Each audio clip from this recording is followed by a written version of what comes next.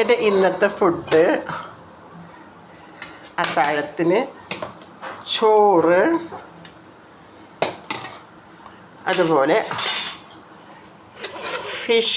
ഫിഷല്ല, വെറും മാങ്ങ ഇട്ടിട്ട് കറി വെച്ചതാണിത്. മാങ്ങ മാത്രം ഇട്ടിട്ട് തേങ്ങ അരച്ച് കറി വെച്ചു. പിന്നെ അതുപോലെ കൂർക്കളുപ്പേരി,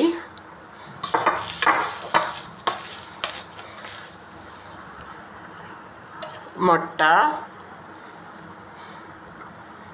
അതേപോലെ കുറച്ച് പ്രോട്ടീനും ആവാം, ചെറുപയർ, പിന്നെ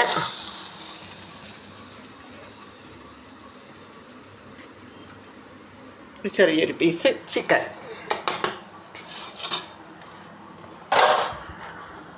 കണ്ടോ, ഇതാണ് എൻ്റെ ഇന്നത്തെ ചോറിനുള്ളത്.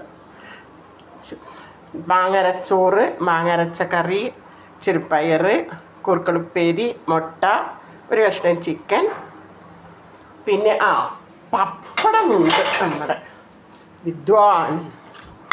പപ്പട വിദ്വാൻ ഉണ്ട്.